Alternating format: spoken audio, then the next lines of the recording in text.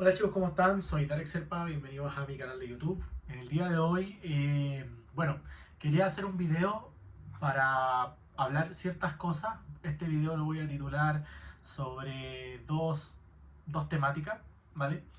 Y quería hacerlo un poco sin tanta edición y tantas cosas, no en el formato de siempre, que es como más tipo video reacción.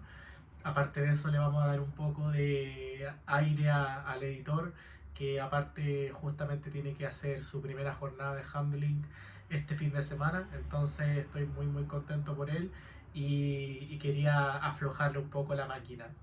Bueno, estoy todos los sábados por acá por YouTube. Para los que no me sigan en mi Instagram, se los voy a dejar por acá abajo, Darek Serpa. O bueno, también lo han visto en mis otros videos, ¿vale? Aquí en mi Instagram estoy subiendo historias sobre mi servicio, etcétera, etcétera. Ahora voy a hablar sobre dos cosas, que es justamente la tasa de abandono en el deporte actualmente y también de algo que me gusta mucho y siempre estoy un poco analizando y hablando con otros entrenadores sobre qué opinan acerca del weekly total versus el SBD.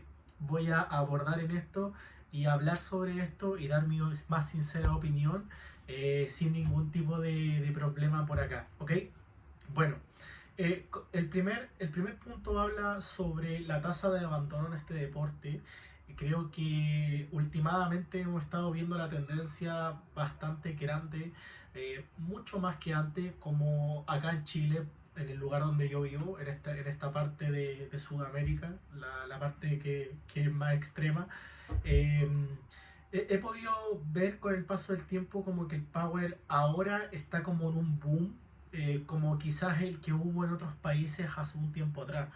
Estuve viendo el campeonato de España este fin de semana, el absoluto. La verdad, lo que pude ver no hubo directo, o el directo que hubo fue muy malo, pero varios entrenadores a los que yo sigo, que son de España, que por los cuales he hablado con algunos y otros han estado subiendo historia, han hablado sobre la tasa de abandono de este deporte y que las afiliaciones a EP, ¿vale?, han bajado con el paso del tiempo. Y esto habla de que el prime deportivo, o sea, el prime del deporte en general, ha pasado por distintas etapas. Como yo recuerdo, 2022-2023 estaba como el boom del power. 2018, 2019, de 2019 hasta 2022 me atrevería a decir que estuvo muy pegado el powerlifting en España, por lo que yo veía. Yo creo que desde que empezó como la era Pradels y Jorge Tabet, los Obsessive y Power Building y todas esas cosas, como que el power tocó un boom gigante y luego de eso fue pegando una bajada, ¿vale? Y creo que esto es lo más natural que le pasa a un deporte que se hace conocido por creadores de contenido que claramente pueden ayudar al deporte y pueden hacer que, claro, el deporte suba a la cresta de la ola, pero realmente toda esa gente que sube con esa ola, toda la gente que viene con ese mismo oleaje, es la misma gente que justamente sale por el mismo tubo desde la parte de atrás cuando el deporte no va cambiando porque realmente sigue siendo igual de monótono siempre, pero cuando se van dando cuenta de ciertas cosas.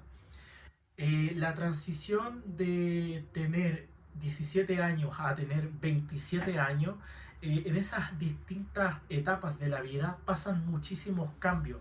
Hay muchísimas cosas que uno hace al principio y otras cosas que deja de hacer después. Y todo es más responsabilidades y todo es hablar de más estrés y todo es sumar dificultad para poder llevar a cabo un proceso deportivo no remunerado como es el powerlifting. Ya sabemos que la mayor parte de personas no vivimos de esto, no vivimos de levantar peso. Los entrenadores vivimos de entrenar gente, pero no directamente de nosotros entrenar. Entonces realmente el powerlifting es un deporte que compensa muy poco, si nos ponemos a pensar de esa manera. Son otras cosas por las cuales uno se queda y las cuales uno tiene que ir buscando con el paso del tiempo para poder seguir persistiendo. ¿Ok? Entonces, a lo que quería ir es que básicamente no es lo mismo cuando tú vives con tus papás, no tienes que pagar cuentas, no ayudas en tu casa, no llegas con el pan a la casa, y aparte de eso eres un universitario o estudiante escolar, ¿vale?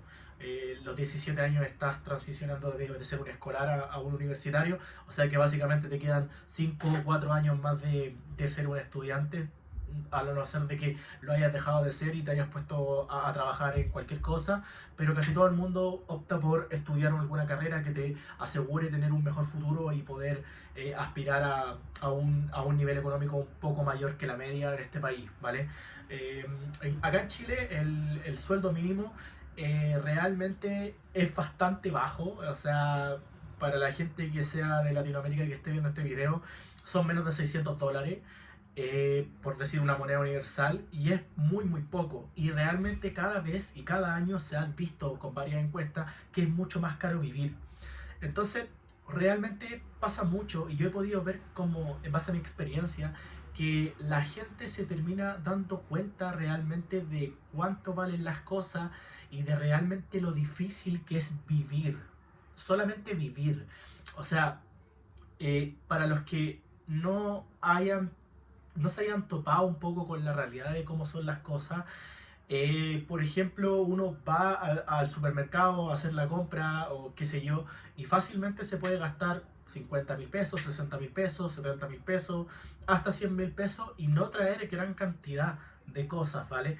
Y esto si lo ligamos a la preparación de un atleta que casi siempre contiene no productos distintos, sino más bien un consumo de comida más alto que la media, en casi todos los casos, sobre todo si te estás subiendo de categoría, ya es mucho más gasto que cualquier tipo de persona. Por ejemplo, si tu hermano o tienes hermano, te vas a dar cuenta que comes más que él, entonces gastas más que él.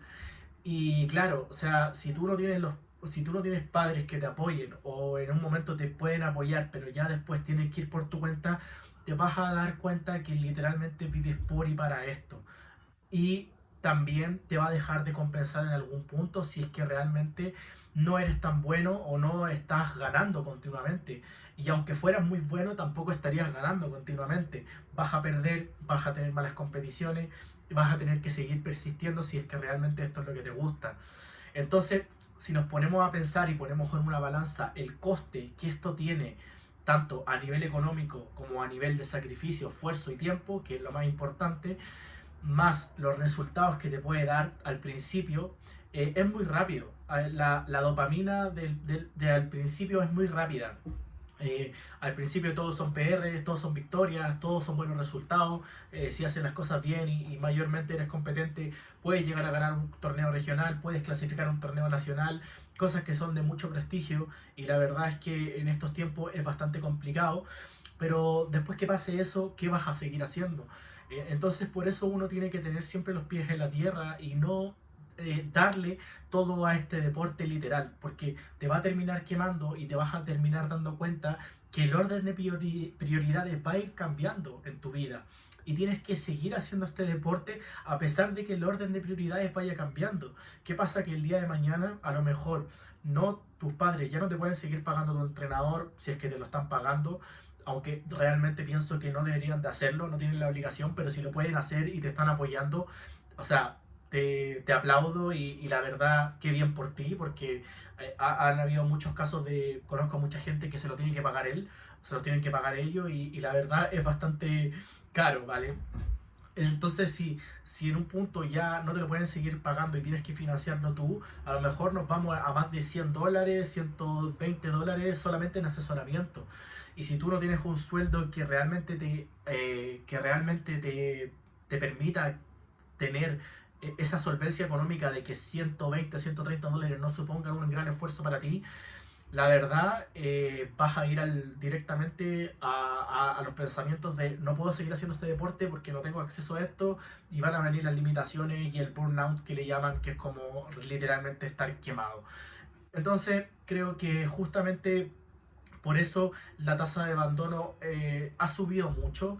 Creo que la gente tiene una falsa expectativa de lo que es este deporte. Solamente pensamos en el hoy y el mañana. No pensamos a 2, 3 semanas, a un mes y ya imagínate pensar a 2, 3 años. O sea, la gente de hoy no piensa en estas cosas. Yo, la verdad, Cuando empecé a hacer este deporte ya era difícil y sabía que se iba a poner peor, entonces para mí no fue ninguna sorpresa.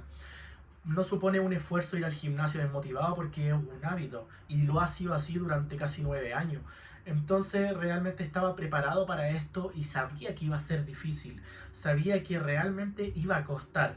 Ahora realmente me he dado cuenta que intentar vivir de esto y aparte realizarlo y ser un poco competente en las dos cosas para que no se dispare una más que la otra, no dejar de lado mi faceta como entrenador y seguir entrenando para poder darle un ejemplo a mis chicos que realmente es necesario el entrenamiento más allá de la fuerza y el powerlifting, me ayuda un poco a estar bien conmigo mismo y enseñarle a los demás el camino y demostrar que, bueno, ahora no tengo entrenador, no tengo nutricionista y está bien también, no todo tiene que ser perfecto, no tengo que ir a entrenar 6 veces a la semana, 5, 6, 7 CBDs como lo ven en Instagram, como ustedes pueden llegar a ver a Agatha Sitko que entrena 6 veces a la semana, pueden llegar a ver, no sé, que hay gente que realmente gana dinero con el power y realmente está muy lejos de ser tu realidad. Entonces por eso es un mensaje de tener las cosas claras, saber que este deporte es súper lento y que en algún momento vas a darte cuenta que si lo pones en una balanza son muchas más las cosas que te dejas que las cosas que recibes, sobre todo cuando pasan 2 3 4 años. Por eso la gente no dura, ¿vale? Porque no pensamos en 2 3 4 años, solamente pensamos en este año, final de año, como mucho. Así que nada, eso es lo que opino de la tasa de abandono. Creo que es algo que es totalmente esperable, porque realmente la generación de hoy en día, y esto aunque suene muy repetitivo y que todo el mundo lo diga, es la generación microondas, quieren todo instantáneo, no quieren mirar a largo plazo y por eso es que tenemos muy poca gente longeva en este deporte. Sin ir más allá, por ejemplo, yo en mi gimnasio soy una de las personas que más tiempo lleva haciendo powerlifting, ¿vale? Y tengo 26 años, o sea que tampoco soy un viejo ni mucho menos. Empecé a hacer powerlifting a los 20 y tengo 26 y casi toda la gente que hacía power cuando yo empecé no está haciendo power. O sea, trabajan en Uber, tienen otro trabajo, o incluso la gente que prácticamente les juraba amor eterno a este deporte y se tocaban el pecho, yo me voy a quedar con esto hasta el final. Es la misma gente que realmente vio en un momento que esto no le daba dinero o el dinero que ellos querían para poder vivir bien y se fueron a buscar un trabajo que les diera eso, que es totalmente respetable, ¿vale? Pero es más que nada comentarlo. La tasa de abandono, la verdad, no sabría decirle como a nivel porcentual realmente de cuánto es acá en Chile, pero viéndolo desde mi experiencia, de 6 años de experiencia, la verdad es que es bastante, muchísimo. ¿Ok? Vamos al otro punto que es justamente hablar sobre SBD versus weekly total, entendiendo que si lo separamos por ambas cosas vamos a tener un resultado de sentadilla, banca y peso muerto semanal en base a los movimientos divididos eh, por sí, pero por ejemplo un weekly puede ser una sentadilla principal un lunes, una banca principal un miércoles y un peso muerto principal un día viernes o día sábado versus un SBD como tal y sacar ese mismo total de una misma sesión. O sea que esa misma sesión hice sentadilla, banca y peso muerto principal justamente en una sesión. ¿Ok? ¿Cuáles son las principales diferencias y qué opino yo al respecto? ¿Por qué yo programo solamente SBD y no programo Weekly Total? O si programo Weekly Total, lo hago mínimo con 2 movimientos de competencia ese mismo día. A lo mejor puede ser sentadilla de competencia, banca de competencia y peso muerto secundario o terciario, pero nunca estoy programando weekly total con los movimientos tan separados, los movimientos de competencia. Realmente esto es un tema que da para hablar muchísimo, ¿vale? No me quiero extender y no quiero que este video sea como de 2 horas como siempre. Entonces, realmente a nivel conceptual nosotros podemos llegar a saber que el concepto de weekly está muy bien. Es como, vale, esto es lo que yo he hecho esta semana y esto es lo que hay en base a este tipo de protocolo y está todo bien. Pero creo que ese factor o sea, no se considera el factor fatiga dentro de un sistema con Weekly Total. Entonces, realmente creo que no es como engañar directamente un total o falsearlo, pero siento que puede estar muy cerca de ello en algunas ocasiones. Creo que realmente si nosotros creamos un ambiente, creamos un ecosistema alrededor de unos números y justamente ese ecosistema lo creamos en base a nuestra comodidad, muchas veces eso no se va a transferir a una competencia o a una futura competencia justamente porque hemos creado un ecosistema y no nos hemos adaptado al ecosistema real que son 9 intentos en una competencia de máximo 3 4 horas.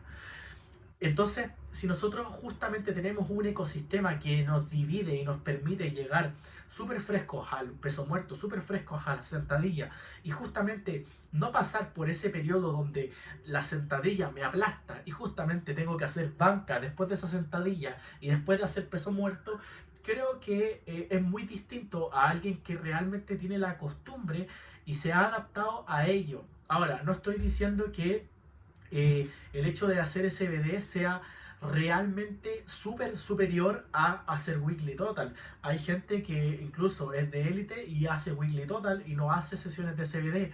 Con el tiempo, la verdad es que yo me he dado cuenta que son menos, ¿vale? Que realmente casi todo el mundo tira pesado en una pura sesión a 2 3 semanas de competir y listo, y con eso está, ¿vale? Pero muy pocas veces veo gente que no haga SBD o que directamente solamente tenga una frecuencia baja y divida los movimientos principales a lo largo de la semana, ¿ok? Ahora, ¿qué tanto porcentaje de caída puede tener en kilos una persona que hace weekly total en una competencia? Es muy relativo. Realmente hay gente que incluso puede llegar a levantar súper similar a un weekly total. Pero con el tiempo me he dado cuenta que cuando yo he visto este tipo de cosas en distintos tipos de entrenadores, sus atletas llegan mucho peor a competencia y justamente a la poca que aprietan un poco más de la cuenta una sentadilla o una banca, el peso muerto ya viene mucho más rezagado porque realmente no están adaptados y no están adaptados, no tienen como esa falta, esa tolerancia a ese nivel de fatiga del cual estoy hablando. Entonces, realmente ahí como que tienen que ajustar mucho más las expectativas. Claro, esto se defiende bajo el argumento de realmente qué tan necesario es exprimir una sentadilla. A lo mejor si no exprimes una sentadilla vas a poder llegar relativamente bien al peso muerto y relativamente bien a la banca. Esto se habla mucho de muchos entrenadores, incluso hay muchos entrenadores desde Gran Bretaña que me gustan mucho, que hablan eso del manejo de la fatiga en competencia, también que es súper importante. Uno no va a las competencias a morir, no va a las competencias a tirar RPD en sentadilla, RPD en banca y RPD en peso muerto, porque claramente los números que vas proyectando van a bajar, ¿ok? Eso es más que obvio. Pero claro, ¿qué pasa en el caso de la gente que realmente no tiene un buen peso muerto o no tiene una buena banca y su punto fuerte es la sentadilla y tiene que apretar un poco más? O incluso, vámonos al caso un poco más entero, ¿vale? O sea, directamente la gente que tiene un peso muerto horrible, ¿vale? Que hay muchos casos, y que los rivales les van a sacar muchos kilos en peso muerto. Esas personas no pueden ir con un subtotal muy blando, porque realmente si tienen un subtotal bajo, las otras personas pueden realmente llegar a puchearlo y a estar similar en subtotal, y cuando vayamos al peso muerto la otra gente va a ser así y tú vas a estar acá. Entonces aquí es cuando hay un problema, que hay mucha gente que defiende el hecho de no exprimir tanto la sentadilla y la banca para llegar bien al peso muerto, pero ¿qué pasa con la gente que realmente su peso muerto no es una ventaja?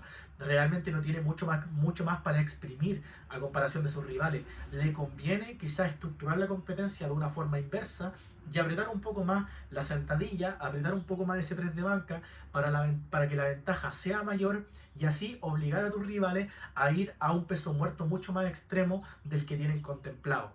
Cosas que son estrategias de game plan, de juego y de handling de toda la vida. Todo el mundo sabe a lo que estoy hablando. Entonces, por eso creo que el SBD y hacer tus sesiones las sesiones principales en un SBD es mucho más realista que hacerlas en un weekly. Aparte de eso, en un weekly he visto mucha gente, no sé, hacer sentadilla el lunes, descansar un montón entre martes y miércoles y hacer la banca principal el día jueves. O sea, literalmente te fuiste a la playa, volviste y ahora puedes hacer la banca. No tienes fatiga, no sientes apretada la musculatura alta de la espalda, la que hace el soporte en la banca, ¿vale? No te duele el lumbar, no lo tienes acalambrado. Incluso si hiciste muchísima fuerza con las piernas en una sentadilla muy pesada, te duele hacer leg drive. O sea, no te duele, pero como que uno siente las piernas fatigadas, ¿vale? Entonces, claro, si pasan 2 o 3 días, esa fatiga se disipa por completo. Pero ¿qué pasa? Que nosotros lo intentamos hacer en una compe y directamente vamos a ir al fracaso. O la verdad es que muchas veces puede ser así. Así que nada, puedes probarlo tú mismo, experimentar con los atletas en competencia, ver cuál estrategia es mejor y adaptarla a ti y a tus atletas. Y nada, esto es todo por el día de hoy. 20 minutos exactos de video. Espero les haya gustado este formato, un poco más corto, del tirón, sin hacer cortes, sin hacer edición, sin hacer muchas cosas. Realmente creo que se me da bastante bien dentro de todo. Y nada, si les gustaría ver otra cosa, hablando de algún tópico en especial, me lo pueden hacer saber. Yo voy a dar mi sincera opinión. Y eso, no olviden seguirme en mi Instagram. Recordar que tengo cupos para asesorías y también para mentorías, para la gente que se interese, puede contactarme por DM y le estaré respondiendo justamente lo antes posible para que nadie quede sin su servicio. Sin más que agregar, me despido y hasta la próxima.